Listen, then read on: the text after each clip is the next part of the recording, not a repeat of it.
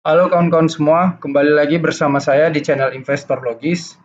Kali ini saya akan coba membahas dan membedah tentang saham geothermal di bidang energi geothermal. Nah, saya sendiri cukup kaget kawan-kawan, IPO Brand tembus eh, dalam 3 hari naik 94%. Saya kira itu cukup mengesankan dan saya juga sempat membeli ya saham brand ini. Kemarin, iseng-iseng aja sih ngelihat ada nama Pak Prajogo Pangestu di situ, ya saya masuk aja. Mengingat, IPO di cuan sahamnya, ya seperti namanya cuan juga gitu kan. Ya saya ikut nimbrung aja gitu. Nah, dan ternyata benar dalam 3 hari udah IPO ini, sampai 11 Oktober, ya mereka udah untung 94% ya, kalau kita lihat di market gitu. Nah, jadi saya penasaran ingin memahami lebih lanjut dan lebih dalam apa sih tentang bisnis energi geotermal itu sendiri. Nah, di sini saya sudah merangkum sedikit tentang pemahaman terhadap bisnis energi geotermal itu. Sekarang kita coba lihat di sini. Nah, di sini saya sudah merangkum apa yang dimaksud dengan sumber energi geotermal. Energi panas bumi juga dikenal dengan nama energi geotermal, yang berasal dari bahasa Yunani. Dalam bahasa Yunani, kata geo memiliki arti bumi, dan kata thermal memiliki arti panas. Jadi ketika digabungkan, kata geotermal memiliki arti panas bumi. Jadi artinya geotermal ini panas bumi. Jadi energi geotermal adalah energi panas bumi.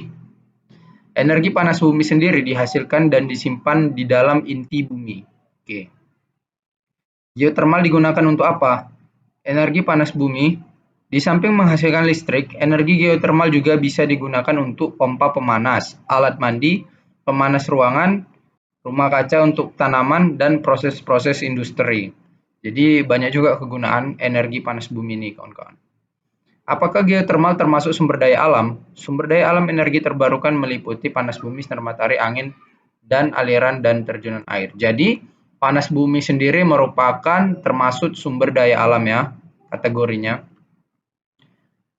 Jadi secara umum geotermal adalah sumber energi yang berasal dari panas alamiah di dalam bumi.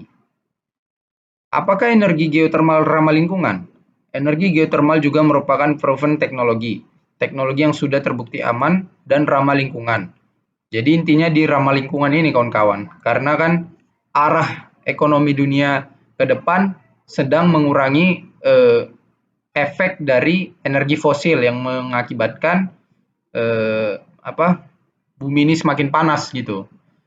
Nah, climate change gitu kan, perubahan iklim. Jadi oleh karena itu, bisnis terkait energi yang ramah lingkungan sangat dibutuhkan dan sangat didukung di eh, perkembangan peradaban ekonomi kita hari-hari ini gitu. Jadi tidak heran mengapa perusahaan-perusahaan yang membuka bisnis dalam bidang geothermal ini, energi geothermal ini mendapatkan respon yang positif dari pasar atau market gitu. Oleh karena itu, ketika sumber energi fosil dapat dikurangi penggunaannya atau bahkan dapat dialihkan menjadi sumber energi geothermal. Jadi dia ada potensi untuk menggantikan energi fosil. Nah, energi geothermal ini memanfaatkan energi panas bumi yang berkaitan untuk mengaliri listrik. Jadi kalau di sini dibilang sumber energi fosil, berarti dia ada potensi untuk menggantikan batu bara, itulah istilahnya. Berapa potensi geotermal di Indonesia? Berada di kawasan Ring of Fire, Indonesia menyimpan 40% cadangan panas bumi dunia. Berdasarkan data Badan Geologi Kementerian ESDM, Desember 2020, total potensi energi panas bumi Indonesia diperkirakan mencapai 23,7 GW. GW ini gigawatt. Besar kali ini. Mengapa Indonesia mempunyai keunggulan potensi geotermal? Potensi energi geotermal yang dimiliki Indonesia masih sangatlah besar karena wilayahnya yang berada di Sirkum Pasifik. Jadi kita ini sangat beruntung kawan-kawan tinggal di Indonesia dipenuhi banyak energi panas bumi karena kita banyak gunung berapi yang aktif ya. Jadi energi panas bumi itu disuplai dari bawah gunung berapi aktif itu gitu. Apa itu teknologi geotermal? Pemanfaatan geotermal sebagai energi alternatif adalah dengan cara mengumpulkan panas bumi dari magma sebuah gunung berapi. Jadi, teknologi geotermal itu harus kita pahami, dia memanfaatkan energi alternatif dengan cara mengumpulkan panas bumi dari magma sebuah gunung berapi. Jadi dia ada dua kata kunci yang perlu. Untuk menciptakan energi geotermal itu butuh magma dan gunung berapi. Jadi energi panas bumi itu dihasilkan dari situ gitu. Pengumpulan panas bumi tersebut dapat dilakukan dengan mengalirkan panas pada fluida yang kemudian diperangkap dalam sebuah penyimpanan yang disebut reservoir. Star energi geotermal milik siapa? Nah, ini saya data kawan-kawan karena brand itu yang sudah IPO ini punyanya Prajogo Pangestu itu punya anak perusahaan dan anak perusahaannya inilah yang sebetulnya eh, menjadi bisnis utama dari sumber pendapatan brand. Nah, Star Energi Geothermal inilah nama perusahaannya. Jadi saya mencari melacak bahwasanya Star Energi ini saya pastikan bahwasanya ini dikendalikan oleh siapa. Rupanya Pak Prajogo Pangestu itu sendiri juga. Tidak heran jadi kalau dominasi Pak Prajogo di perusahaan itu sangat kuat kawan-kawan. Star Energi Geothermal milik Taipan Prajogo Pangestu memiliki kapasitas terpasang 586 MW. Dengan kapasitas sebesar itu, SEG berada di peringkat kelima dunia. SEG ini Star Energi Geothermal. Jadi, Star Energi Geothermal ini termaksud dalam 5 besar perusahaan energi geothermal terbesar di dunia, kawan-kawan. Di dunia ya. Jadi, tidak heran kenapa bisa market menilai sebegitu antusiasnya terhadap saham brand tersebut gitu.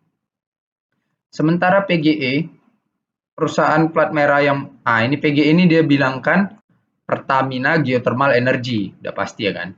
Sementara PGE perusahaan plat merah yang merupakan anak usaha Pertamina Persero memiliki kapasitas terpasang 672 MW. Jadi masih lebih tinggi lagi si Star Energi Geothermal ini.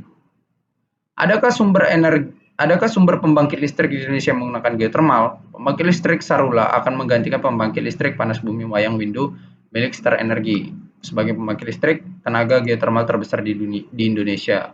Nah, jadi ini listrik Sarula ini juga salah satu pembangkit listrik pembangkit listrik tenaga geothermal miliknya si PGE. Nah, jadi bisa kalian simpulkan di sini dua raksasa besarnya bisnis energi geothermal atau energi panas bumi di Indonesia saat ini adalah PGEO, Pertamina Geothermal Energy, dan brand lewat Star Energy tadi. Nah, ini kan apakah nama perusahaan BUMN yang mengelola geothermal di Indonesia? Kita punya 3 perusahaan yang sudah melakukan geothermal, ada Pertamina, PLN, dan satu lagi Geo Dipa yang berada di bawah Kemenkeu. PT Sarula milik siapa? Proyek PLTP Sarula 330 MW berlokasi di wilayah kerja pertambangan WKP Panas Bumi Sarula milik PT Pertamina Geothermal Energy PGE di Kabupaten Tapanuli Utara dan Kabupaten Tapanuli Selatan Provinsi Sumatera Utara. Jadi saya baru tahu juga karena saya tinggal di Provinsi Sumatera Utara, saya baru tahu juga bahwasanya ada pembangkit listrik tenaga panas bumi atau PLTP, yakni PLTP Sarula ini di Tapanuli Utara. Jadi Tapanuli Utara ini kawan-kawan memang banyak gunung berapi aktif. Jadi saya kira di sana memang menyimpan energi panas bumi yang banyak. Panas bumi di bawah permukaan akan memanaskan air tanah. Ini cara kinerjanya tadi saya coba catat. Panas bumi di bawah permukaan akan memanaskan air tanah. Air ini kemudian menjadi uap yang menggerakkan turbin generator listrik. Listrik ini akan dialirkan ke transmisi PLN untuk didistribusikan. Ucap Rindang. Energi geothermal memanfaatkan panas bumi dan panas bumi itu sendiri tidak akan pernah habis. Jadi energi panas bumi atau energi geothermal ini kawan-kawan termaksud dalam energi terbarukan karena dia tidak pernah habis gitu, nggak bisa habis dia. Berbeda sama energi fosil seperti batu bara yang bisa diprediksi akan habis dalam 50 atau 60 tahun ke depan kawan-kawan gitu. Nah, ini saya coba ambil gambar tentang cara kerja dari energi panas bumi ini. Jadi saya sedang mempelajari juga kawan-kawan, saya belum terlalu paham juga karena ini hal baru menurut saya. Nah, ini magmanya tadi, imperial bedrock, oke, dia naik, memanaskan air panas, kemudian uapnya naik ke pipa-pipa ini dan uapnya memanaskan dialirkan ke turbin jadi energi gerak, turbinnya gerak gitu ya. Terus listriknya dialirin ke sini gitu. Oke kawan-kawan, itu untuk cara kinerja dari energi terbarukan atau energi geotermal panas bumi ya tadi ya, energi panas bumi. Nah, bisa kalian lihat di sini brand ini hari ini juga sampai 11 Oktober masih di orang pada ngebid ngelot beli ya, belum ada yang jual. Jadi harganya naik terus ini.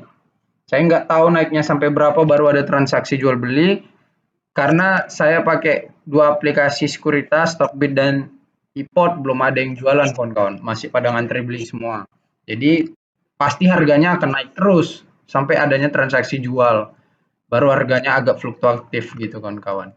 Nah, saya juga mengamati bukan hanya brand saja, eh, perusahaan yang menjalankan bisnis energi geotermal kawan-kawan. Saya juga mencermati ada Pegeo, tapi dua raksasa besarnya sampai saat ini sudah saya pelajari adalah Pegeo dan Brand.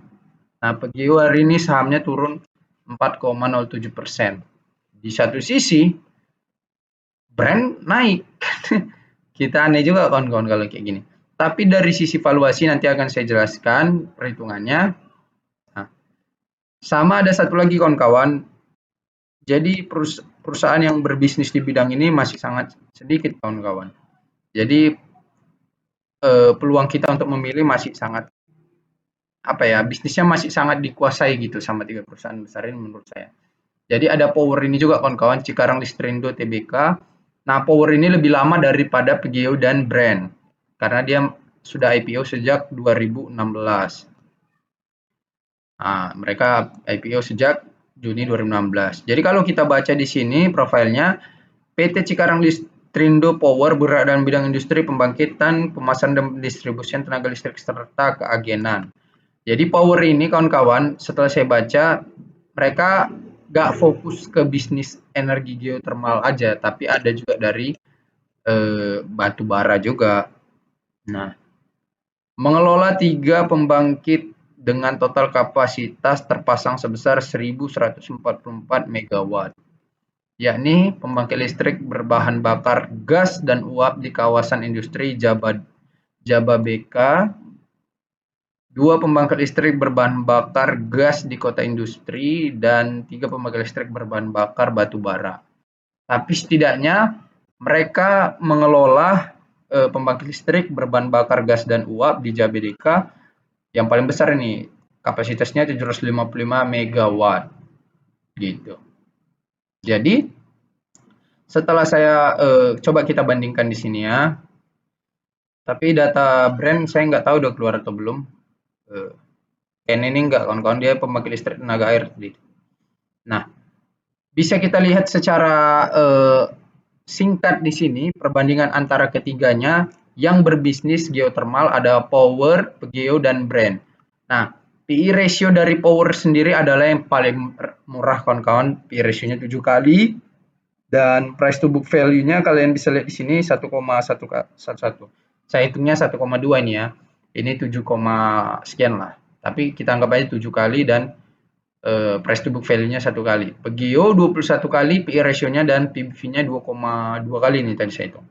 Sementara Brand valuasinya sangat mahal kawan-kawan, tapi barangnya laku terus, gimana kita mau bilang ya kan, kita juga ya kita nggak bisa bilang bahwasanya brand ini jelek, buktinya peminatnya banyak, kan gitu fakta lapangannya. Jadi kita harus mengakui juga bahwasanya banyak antusias dari masyarakat yang ingin membeli saham brand ini. Gitu. Selain bisnisnya yang seksi dan nama di baliknya itu siapa, Pak Prajogo Pangestu gitu. Sudah punya track record untuk menaikkan harga saham perusahaan gitu. Nah, kalau kita mau main jangka panjang kawan-kawan, saya sarankan kita beli power atau PGU. Karena price to book value lebih rendah jauh dibandingkan brand ya. Tapi kalau kalian mau trading atau main cepat, main singkat aja, kita mau nengok prospek, ya brand aja kalau mau main iseng. Karena menurut saya memang eh, apa ya? Saya nggak tahu juga psikologi market ini kenapa menilai brand ini sangat eh, mahal gitu. Kalian bisa lihat di sini market capitalnya dari brand sampai 202 triliun loh. 202 triliun kalian bayangkan ini market cap-nya. Naik 100% dalam 3 hari kan gila kan.